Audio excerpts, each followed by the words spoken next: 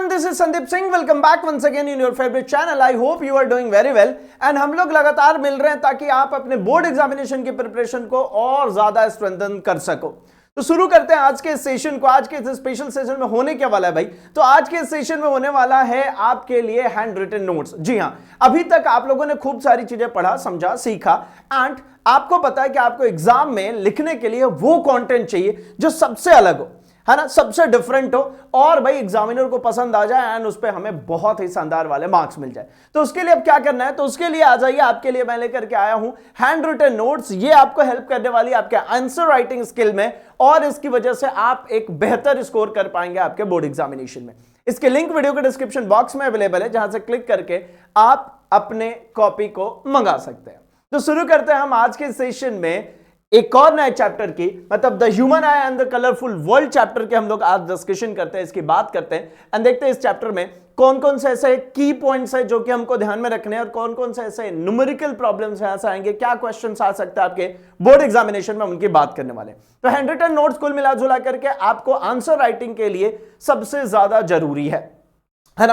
And आपको भी पता है कि फाइनली जो है वो प्रेजेंटेशन तो भैया लिख करके ही करनी है ना। एग्जाम में हमें आता सब कुछ हो, लेकिन जब तक हम लिखेंगे नहीं, जब तक हम बेहतर प्रेजेंट नहीं करेंगे, तब तक बेहतरीन वाले मार्क्स नहीं मिलने वाले। तो चलो शुरू करते हैं हम एक बार फटाफट से the human I and the colourful world chapter को समझ लेते हैं, सीख लेते हैं एक बार फिर से इस हैंड रिटन नोट्स के जरिए। तो भाई देखो, सबसे पहली कहानी तो वही है कि ह्यूमन आई के बारे में एक बेसिक इंफॉर्मेशन है ना गिवन है, जिसमें से कि अब पार्ट्स ऑफ ह्यूमन आई के ऊपर आपके लिए कोई क्वेश्चन बनता नहीं है, बट स्टिल आपको नॉलेज चाहिए कि वहां से क्वेश्चंस कैसे वाले बन जाते हैं कि भाई रिफ्रैक्शन कहां पे होता है ना, इमेज फॉर्मेशन कहां पे होता है। तो ऐसे वाले कॉमन क्वेश्चंस बन सकते हैं, उसके अलावा और कोई क्वेश्चंस नहीं आते।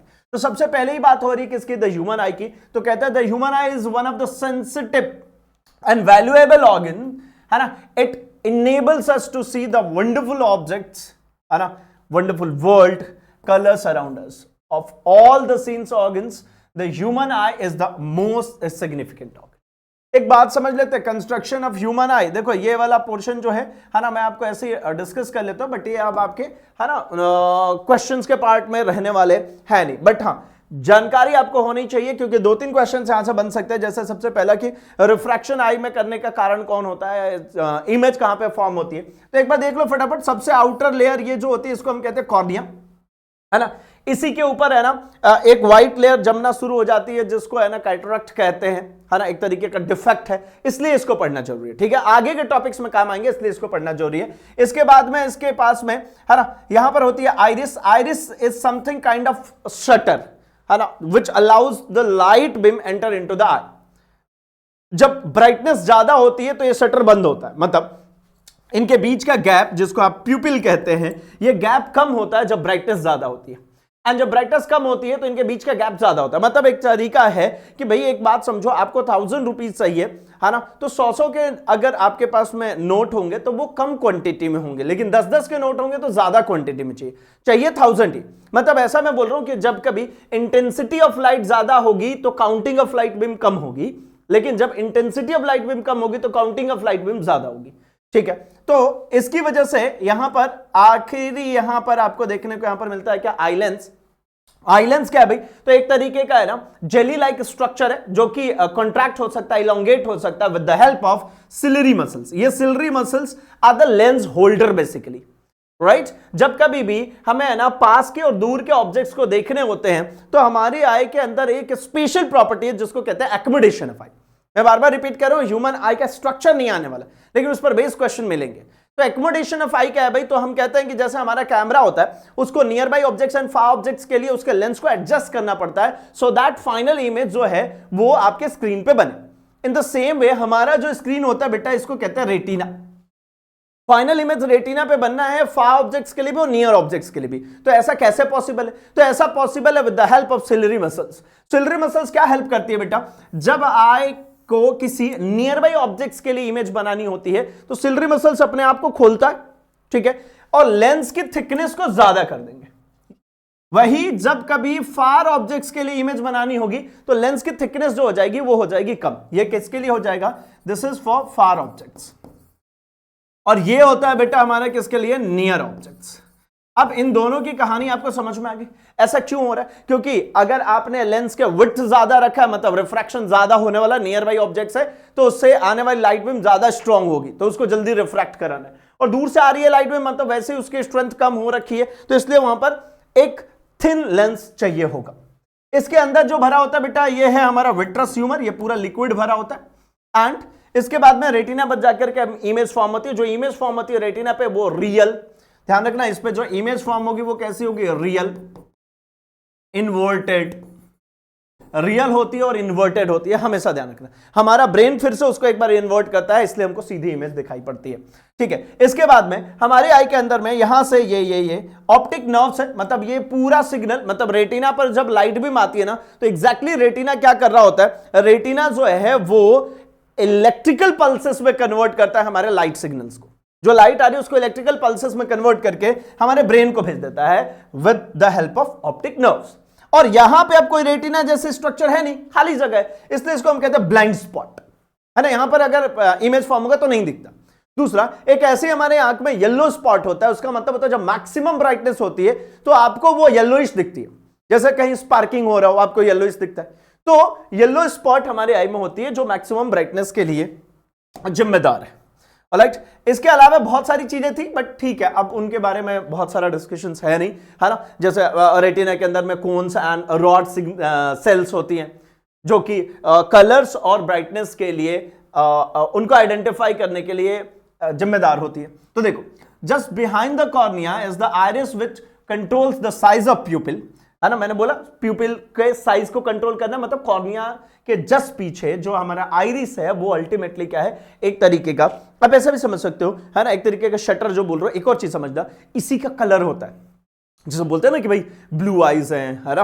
हाँ, सबने सुनी होगी यार, हाँ ठीक है, चलो। इसके अलावा ब्राउन, ब्लैक, तो उसी का कलर होता है। बहुत ध्यान से जब आप है ना कभी मिरर में देखना अपने आपको, ऐसा कुछ सिकुड़ी हुई सी ना कोई चीज होती है, जैसे नहीं कपड़े को ऐसा ऐसा करके बिल्कुल सिकोड़ के रख देते, वैसी चीज आपको देखने को मिलती है आंख में, वही अल्टीमेटली आइरिस, राइट। चलो, there is a hole in the middle of the iris which is called pupil of the eye. It look black because no light reflect from it. वहां से कोई लाइट नहीं आती, इसलिए उसको आपको ब्लैक दिखता है। अच्छा, कलर्स दिखने का मतलब आपको समझ में आता है क्या? कलर्स दिखने का मेन मतलब यह है कि वो पर्टिकुलर कलर आपको रिफ्लेक्ट होकर के आती है। सी, व्हाइट लाइट आ रही है ना, और यहां पे ये क्या कर रहा है भाई? तो इसने ये जो वेदांतु आपको लिखा हुआ दिख रहा है, इसका मतलब क्या है भाई? तो यहां पर इसने बाकी के कलर्स को एब्जॉर्ब कर लिया, सिर्फ और सिर्फ जो रिफ्लेक्ट किया वो ऑरेंज कलर किया, इसलिए आपको ऑरेंज दिखाई पड़ रहा है। ब्लैक दिखने का मतलब क्या है भाई? ये कोई रिफ्लेक्शन नहीं हो रही। व्हाइट दिखने का मतलब क्या हो रहा है कि ये पूरे ही कलर्स को रिफ्लेक्ट कर दिया। ऑलराइट, चलो, तो हमारी जो आई है वो अल्टीमेटली क्या है भाई?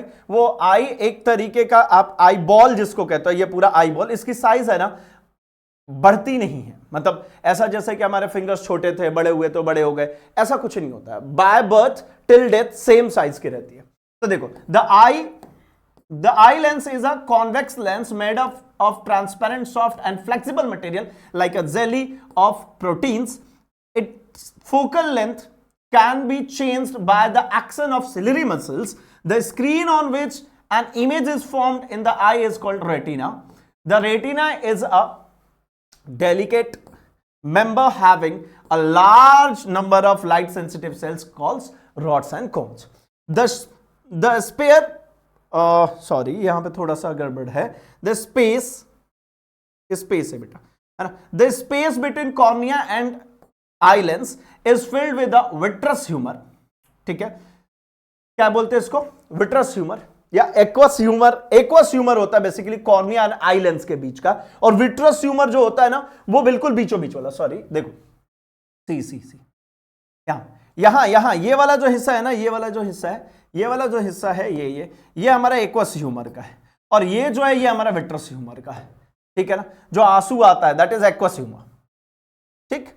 अब इसकी वर्किंग्स के लिए अगर आप देखते हो तो इसकी वर्किंग एक बार समझ लेते हैं हम जल्दी से। तो देखो, वर्किंग क्या है भाई? The light rays coming from the object kept in front of us enter the प्यूपिल of the I and fall on the eye lens. सबसे पहले लाइट आएगी, कॉर्निया पे पड़ेगी, इसके बाद आई लेंस पे जाएगी, किसके जरिए? प्यूपिल के जरिए। प्यूपिल वो ब्लैंक स्पेस है जिसके जरिए लाइट में अंदर एंटर हो रही। ऑलराइट, चलो, the eye lens is a convex lens, so it converges the light rays and produces a real and inverted image of the object on the retina. ठीक है, इसकी हम लोगों ने बात कर ली है. The retina has a large number of light sensitive cells and the image falls on the retina, then these light sensitive cells get activated and generate electrical signals. तो जो मैंने अभी आपको समझाया वही चीजें आपको हमने पूरे नोट्स में सजा करके बकायदा दे दी है. जैसे कि अभी हम लोगों ने ब्लाइंड स्पॉट की बात करी कि भाई जहां पे स्मॉल मतलब वो एक स्मॉल स्पेस है जहां से ऑप्टिक नर्व्स बाहर चले जाते हैं तो वो वाले स्पॉट पे आपको कोई इमेज नहीं मिलेगी. हम लोगों ने इसकी अभी जस्ट हम लोगों ने बात करी. अब जल्दी से देखते हैं कि हमारे आईज में डिफेक्ट्स क्या क्या हो सकते हैं.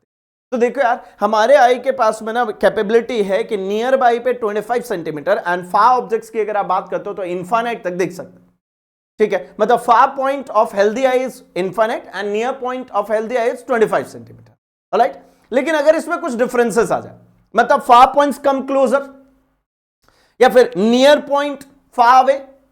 अगर नियर पॉइंट बाहर चला गया मतलब दूर चला गया, ठीक है, तो उसको कहते हैं हाइपरमेट्रोपिया. अगर फार पॉइंट क्लोज आ गया तो इसका मतलब उसको कहते हैं मायोपिया. तो मतलब हमारे आईज में डिफेक्ट्स हो सकती हैं. कौन कौन से डिफेक्ट्स? तो मायोपिया मतलब शॉर्ट साइटनेस और नियर साइटनेस कहते हैं, या फिर हाइपरमेट्रोपिया लॉन्ग साइटनेस या फिर फार साइटनेस कहते हैं.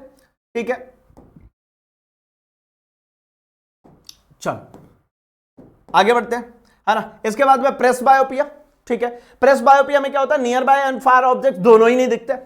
ठीक है, चलो. There are refract defects of vision because they are caused by the incorrect refraction of light rays in the eye. सबसे पहले हम मायोपिया से कहानी की शुरुआत करें. मायोपिया जैसा कि हम सबको पता है भाई क्या होता है, दूर के ऑब्जेक्ट्स को हम साफ साफ नहीं देख सकते. रीजन इज दैट कि far point come closer. Right, तो इसका मतलब होता है कि जब कभी भी कोई लाइट बीम दूर से आ रही है तो उसको हमारा रेटिना क्या कराता है, सॉरी हमारा आई लेंस क्या कराता है, पहले ही कन्वर्ज करा देता है.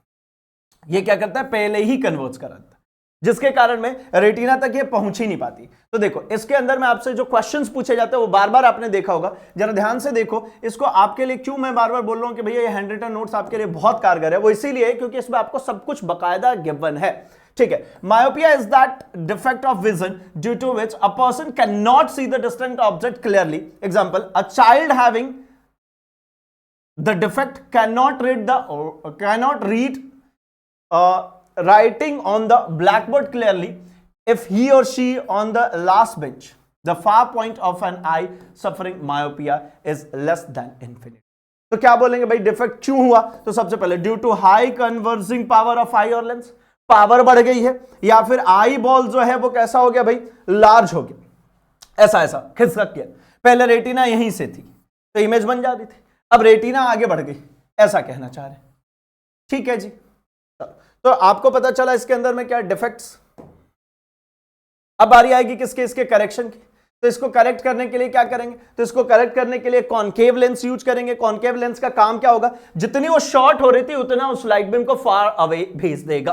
पहले लाइट बीम इसकी वजह से यहीं से चली आ रही थी, मतलब यहीं पे जाकर के इमेज फॉर्म कर ले रही थी. लेकिन मैंने जब कॉनकेव लगाया तो इसने क्या किया? इसने इसको बढ़ा दिया, यानी अब final image will be on a retina. ठीक है, तो आपको दोनों के लिए एग्जांपल्स गिवन है. इसमें आपसे क्वेश्चन क्या क्या पूछा जाता है? तो सबसे पहले कि भाई ये डिफेक्ट क्या है ना, किस तरीके से उसको ओवरकम कर सकते हैं, कॉज क्या क्या है. ये तीन चीजें सबसे ज्यादा इंपॉर्टेंट है और आपसे डायग्राम बनाने के लिए भी कहा जाता है. अब ऐसे कंडीशंस में देखो कुछ न्यूमेरिकल प्रॉब्लम्स की भी बात हो जाए. देखो, the far point of a myopic person is 80 centimetre in front of the eye. What is the nature and the power of lens required to correct it. देखो ऑब्जेक्ट कहां होना चाहिए? मायोपिक आई है ना, मतलब मुझे साफ साफ दिखना कहां चाहिए? इनफाइनाइट का दिखना चाहिए. तो इसमें हमेशा ध्यान रखना ऑब्जेक्ट की डिस्टेंस आप हमेशा इन्फिनिटी लोगे. ठीक है, और जो ये कहते हैं ना कि 80 centimetre in front of the eye, मतलब फार पॉइंट जो है वो कहां आ चुका है? 80 सेंटीमीटर पे. मतलब ये इमेज की डिस्टेंस ले लो 80 सेंटीमीटर नेगेटिव. अब आपको एफ निकालना है, आपको फॉर्मूला पता है 1/v - 1/u = 1/m. इसमें बस स्मार्टनेस से ये कि मायोपिक आई में u की बात जब भी होगी वो आप इनफाइनाइट लोगे. ठीक है, और जो गिवन होगा कि a person can not see beyond 80 centimetre, भाई 80 सेंटीमीटर से दूर का नहीं देख सकता, ऐसा भी ये लैंग्वेज होगा. तो उसका मतलब ये है कि वो क्या है, किसकी वैल्यू है? v की वैल्यू है और नेगेटिव है. ठीक है, चलो, तो यहां से आप है ना 1/f 1 upon v minus 1 upon u equals to 1 upon f, क्योंकि लेंस फॉर्मूला में नेगेटिव ऑफ u होता है, राइट। साइन कन्वेंशन के जरिए माइनस ऑफ 180 माइनस 0 1 अपन में f, ठीक है। तो अल्टीमेटली f की वैल्यू कितनी मिलेगी, माइनस ऑफ 8। मजेदार बात बताऊं, इसमें जहां पे दिया जाए ना कि उसके बियॉन्ड नहीं देख सकता, वही उसकी फोकस होती है। मायोपिक में हमेशा ऐसा ही क्वेश्चन होता है, ठीक है। अब हाइपरमेट्रोपिया की बात करते हैं। तो हाइपरमेट्रोपिया सिंपल सॉर्टेड सी कहानी है बेटा। हाइपरमेट्रोपिया में क्या होती है कि भाई जो हमारा नियर पॉइंट है वो दूर चला गया, है ना, 25 सेंटीमीटर पे नहीं है, वो कहां चला गया, दूर चला गया। तो मतलब ऐसा हो गया कि हमको अब जो है ना वो पास के ऑब्जेक्ट्स नहीं दिखेंगे, दूर के ऑब्जेक्ट साफ साफ दिख सकेंगे, ठीक है। चलो, तो इसके करेक्शन के लिए क्या करें, इसके करेक्शन के लिए क्या करें भाई, तो हाइपरमेट्रोपिया में भी हमारे लिए सेम कहानी है कि हाइपरमेट्रोपिक आई अगर आपके पास में है, ये देखो, ये फार दूर के ऑब्जेक्ट्स है, इनके लिए जो इमेज है ये बकायदा बन रही है रेटिना पे। लेकिन वहीं पे अगर यहीं पे अगर ये नियर बाई ऑब्जेक्ट्स है, इसके लिए इमेज नहीं बन पा रही है, पीछे निकल गई। तो क्या करें, तो इससे बचने के लिए हमने एक उपाय लगाई, हमने कहा एक काम करो, यहां पर एक और कॉन्वेक्स लेंस यूज कर लो और ये जाकर के फाइनली रेटिना पर इमेज फॉर्म कर दे, ठीक है। चलो, अब आते हैं हम जरा इन दोनों डिफेक्ट्स के बाद में प्रेस बायोपिया पे। किसकी तरफ, प्रेस बायोपिया। तो प्रेस बायोपिया में क्या होता है भाई, प्रेस बायोपिया में आपको पता है ना पास का दिखता है ना दूर का दिखता है। प्रेस बायोपिया में आप क्या यूज करना शुरू करते हो, तो प्रेस बायोपिया में आप बायफोकल लेंस यूज करते हो। प्रेस बायोपिया में ऐसा ऐसा ऐसा है ना, ये बायफोकल लेंस होता है, ये नियर ऑब्जेक्ट्स के लिए, ये फार ऑब्जेक्ट्स के लिए। मतलब ऊपर वाला कॉनकेव होता है और नीचे वाला जो होगा वो कॉन्वेक्स लेंस होता है। चलेगा भाई। चलो, इसी तरीके से अपन थोड़ी सी बात करते हैं इसकी तरफ। तो हम थोड़ी सी आ जाओ बात कर लेते हैं ना रेनबो फॉर्मेशन की, थोड़ी सी बात कर लेते हैं। थोड़े से हम लोग बात करते हैं कि एक व्हाइट लाइट को अगर प्रिज्म से पास करते हो तो आपको क्या देखने को मिलता है। तो व्हाइट लाइट को जब कभी भी हम प्रिज्म से पास करते हो, हमें पता है कि व्हाइट लाइट 7 कलर्स में स्प्लिट हो जाती है, विबग्योर देखने को मिलता है, राइट। क्या देखने को मिलता है बेटा, विबग्योर देखने को मिलता है, ठीक है ना। इसको ही कहते हैं हम डिस्पर्जन ऑफ लाइट, ठीक है, कि ये 7 कलर्स की लाइट होती है। जब कभी इसको प्रिज्म से पास करोगे तो आपको 7 कलर्स स्प्लिट अप होकर के दिखेंगे। ये वर्ड्स आपको पता है क्या, विबग्योर, नीचे से ऊपर की तरफ violet, indigo, blue, green, yellow, orange, red, alright. चलो, अब इसी के लिए एक रेनबो फॉर्मेशन की बात करते हैं। मतलब ये एक नेचुरल डिस्पर्जन है, ठीक है। नेचुरल डिस्पर्जन कैसे होगा भाई, तो होता यह है कि बारिश के दिनों में, है ना, बारिश के दिनों में जो हमारी वाटर ड्रॉपलेट्स है वो आसमान में ऐसा टंग गई। अब सनलाइट से एक व्हाइट लाइट चल करके आ रही है, सनलाइट मतलब व्हाइट लाइट चल करके आ रही है, यहां पर आकर के सबसे पहले वो रिफ्रैक्ट होगी, रिफ्रैक्शन के जस्ट बाद वो डिस्पर्जन हो गया, इसके बाद में यहां पर इंटरनल रिफ्लेक्शन हो गया, ठीक है। मतलब लाइट बीम को चले जाना चाहिए लेकिन नहीं जाता, टोटल इंटरनल रिफ्लेक्शन जैसा ही होता है, इंटरनल रिफ्लेक्शन। और इसके बाद फिर से रिफ्रैक्ट हुई और यहां पर जाकर के नीचे से ऊपर की तरफ वायलेट से लेकर के रेड कलर को फॉर्म करता है, जिसको हम क्या कहते हैं भाई, जिसको हम कहते हैं रेनबो, ठीक है। हमेशा वाटर ड्रॉपलेट्स का अपोजिट डायरेक्शन में होना चाहिए सन, तभी ये आपको देखने को मिल सकता है, ठीक है जी। चलो, अब इसी तरीके से और कुछ नेचुरल फिनोमिनाज है। देखो, इस चैप्टर के अंदर में यही सारी बातें करनी हमको नेचुरल फिनोमिनाज के बारे में। आओ देखो, ट्विंकलिंग ऑफ स्टार्स, ठीक है। ट्विंकलिंग ऑफ स्टार का मतलब क्या भाई, तो एटमॉस्फेयर, हमको पता है हमारी एटमॉस्फेयर लेयर वाइज डेंसर होती जाती है जब हम नीचे की तरफ आते हैं, और ऊपर बढ़ेंगे तो रेयर होती जाएगी। तो जैसे जैसे हम डेंसर होंगे, ऑब्वियस ही बात है वहां रिफ्रैक्शन देखने को मिलेगा, और उसी रिफ्रैक्शन के कारण आपको समझ में आता है कि स्टार्स की एक्चुअल पोजीशन नहीं दिख करके, जैसे मान लो एक स्टार यहां पर है, हमारे ये एटमॉस्फेयर हो गया, ये लाइट भी यहां से आ रही है, बेंड हो रही है, बेंड हो रही है, बेंड हो रही है, व्यूअर को यहां कहीं पे दिखाई देती है, तो इसके कारण ये कैसा दिखता है, ट्विंकलिंग ऑफ स्टार, ठीक है, ब्लिंक करता हुआ दिखता है। तो ट्विंकलिंग ऑफ स्टार आपको पता है बहुत इंपॉर्टेंट है। देखो, इसके लिए पूरी थ्योरी गिवन है। We know that the stars emits their own light, due to this the stars shine in night sky. At some moment it becomes very dim, है ना, बिल्कुल। The twinkling of star is due to the atmospheric refraction of the star's light. The continuously changing atmosphere refracts the light from the star by the different amount from the moment to the next. मैंने क्या बोला, हमारे जो atmosphere है उसकी जो layers है वो कांस्टेंट नहीं है, मतलब लगातार बदल रहे हैं, तो इसलिए हर बार अलग अलग तरीके से चेंजेस देखने को मिलती है। In this way the star light reaching our eyes increases and decreases continuously due to atmospheric refraction and the star appears to twinkle. अब एक और मोस्ट इंपॉर्टेंट क्वेश्चन है बेटा इसी के जैसा क्या? Why planets do not twinkle, planets क्यों नहीं ट्विंकल करते भाई? तो इसलिए नहीं करते क्योंकि सबसे पहली कहानी तो इनके पास खुद की लाइट नहीं होती और ये बहुत ज्यादा क्लोज होते हैं हमारे, है ना, बहुत ज्यादा क्लोज होते हैं एज कंपेयर टू स्टार्स, और इनके पास खुद की लाइट नहीं होती, इसलिए ये ट्विंकल करते हुए नहीं देखते हैं। समझ आ गई कहानी? चलो तो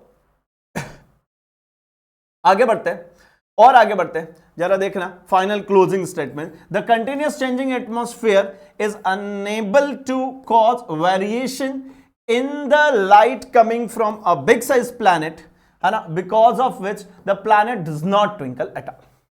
ठीक है, अब अगला भाई, जो लाइट बीम है ना, जो लाइट बीम है वो हमारे विंडोज से या फिर कहीं से भी हमारे घर के अंदर जो आती है उसका पाथ ट्रेस नहीं कर सकते, वो ऐसा नहीं दिखता, मतलब टिंडल इफेक्ट की बात करें तो लाइट बीम के लिए एक सिंपल सॉर्टेड सी कहानी है कि जब कभी भी कोई लाइट बीम आती है उसके पाथ में अगर कोई सॉलिड पार्टिकल्स आ जाते हैं तो सॉलिड पार्टिकल शाइन करना शुरू करते हैं और उनकी शाइनिंग के कारण हम लोग क्या करते हैं, हमें पाथ दिखता है ना, लाइट बीम का जो है वो पाथ दिख पाता है। तो इसीलिए उसको हम क्या कहते हैं भैया, टिंडल इफेक्ट। ये कब होता है? जैसे मान लो खिड़की से एक पतली सी बीम ऑफ लाइट आ रही है लेकिन मुझे दिख नहीं रही है, अब कमरे में धुआं भर दो तो वो बीम ऑफ लाइट आपको देखने को मिल जाएगी। ठीक है, अब इसी तरीके से आपके लिए क्वेश्चंस और भी हैं, है ना, जैसे स्कैटरिंग। स्कैटरिंग का मतलब क्या होता है कि एक व्हाइट लाइट आई किसी पार्टिकल से टकरा करके जितना मैक्सिमम पॉसिबल डायरेक्शन में वो स्प्रेड हो जाती है, फैल जाती है, इसको स्कैटरिंग ऑफ लाइट कहते हैं। एक बात हमेशा ध्यान रखना, किसी पर्टिकुलर कलर की जब भी एटमॉस्फेयर में बात होगी, मतलब किसी नेचुरल फिनोमेना में पर्टिकुलर कलर की बात होगी, तो वो आपका जो देखने को मिलेगा वो स्कैटरिंग की वजह से, और पोजीशन में कुछ अलग चेंजेस देखने को मिला, मतलब ट्विंकलिंग देखने को मिल रहा है, अपरेंट पोजीशन ऑफ स्टार देखने को मिल रहा है, ये सब एटमॉस्फेरिक रिफ्रैक्शन के कारण। क्या बोलना चाह रहा हूं, जैसे आपसे क्वेश्चन आता है ब्लू स्काई, ये गिवन है, ब्लू स्काई क्यों होता है? ब्लू स्काई का सीधा सिंपल सा मतलब है कि व्हाइट लाइट जो सन से आ रही होती है उसको एटमॉस्फेयर के जो छोटे पार्टिकल्स है उनने क्या कर दिया, स्कैटर किया, तो बाकी के कलर्स को एब्जॉर्ब कर लिया, मैक्सिममली उन्होंने ब्लू कलर को स्कैटर किया, इसलिए हमको स्काई कलर ब्लूइश दिखता है। मॉर्निंग और इवनिंग के टाइम पर रेडिश क्यों दिखता है? तो रेडिश दिखने का मतलब उस समय आपका जो व्हाइट लाइट है वो एक मोटे लेयर ऑफ एटमॉस्फेयर से चल करके आता है, जहां पर एटमॉस्फेयर के बड़े पार्टिकल्स बाकी के कलर्स को एब्जॉर्ब कर लेते हैं, सिर्फ और सिर्फ रेड लाइट को स्प्रेड आउट करते हैं, इसलिए आपको स्काई का कलर रेड दिखता है। तो जैसे ही पर्टिकुलर कलर की बात हो ना, आपको उसका आंसर क्या लिखना है, स्कैटरिंग। ठीक है, अब इसके बाद why the sun appears white when it is overhead, जब बिल्कुल सन सर के ऊपर होता है तब व्हाइट क्यों दिखता है? तो व्हाइट दिख रहा है, इसका मतलब स्कैटरिंग जब हो रही है तो वो पूरे 7 कलर्स की स्कैटरिंग हो रही है ना, कोई एक पर्टिकुलर कलर की नहीं, पूरे 7 कलर्स की स्कैटरिंग हो रही है, तो वो व्हाइट ही दिखेगा। समझ में आ गई बात? क्यों? क्योंकि उस समय क्लोजर होता है हमारे। When the sun is overhead then the light coming from the sun has to travel a relative shorter distance through the atmosphere to reach us. During this shorter journey of sunlight, only a little of the blue color of the white light is scattered. Most of the blue light remains in it. Since the light coming from overhead sun almost all its component colors in right proportion, therefore the sunlight the sun in the sky appears white to us at noon and overhead. जब बिल्कुल हमारे sir के ऊपर होगा तो ये हमको इसलिए व्हाइट दिखता है। इन दोनों जगहों पे जब आप बात करते हो तो यहां पर, है ना, आपको रेडिश देखने को मिलता है। ठीक है, चलो अब इसी तरीके से आपको, है ना, कुछ कहानी गिवन है, मतलब कुछ questions. Why does the sky look blue on the clear day? तो आंसर है sky look blue on a clear day because blue colour of light is scattered most by the particles present in the atmosphere. ये smallest particle होते हैं, है ना, ये smallest particles होते हैं। ठीक है, चलो in the following diagram the path of a ray light passing through a glass prism is shown. ठीक है, अब देखो ना, यहां पे एक चीज समझ लो, छोटी सी फटाफट से बात, कि भैया यहां पर आपसे, है ना, डेविएशन भी पूछा जा सकता है। और डेविएशन क्या होता है कि लाइट बीम को चल के जाना कहीं और था, चल के पहुंच कहीं और गई। देख लो, मैं इसका एक फ्रेश डायग्राम बनाता हूं। ये लाइट बीम यहां पर जाके एंटर हुई, है ना, ये मोनोक्रोमेटिक लाइट है ना, सिंगल कलर की लाइट है। तो यहां पर आप एक नॉर्मल ड्रॉ करोगे, अब ये light beam towards to normal bend हो जाएगी। ठीक है, जैसे ही आप इस एंड पे पहुंचोगे फिर से यहां पर क्या बनेगा, एक नॉर्मल बनेगा। अब ये लाइट बीम क्या होगी बेटा, तो अवे फ्रॉम नॉर्मल हो जाएगी। ठीक है, समझ में आ गई बात। अब देखना, इंसिडेंट रे को अगर मैंने आगे की तरफ और एक्सटेंड किया, इसको और आगे की तरफ एक्सटेंड कर देता हूं, और ये रिफ्रैक्टेड रे को मैं पीछे की तरफ, तो यहां पे जो एंगल बनता है this is del, this is called angle of deviation.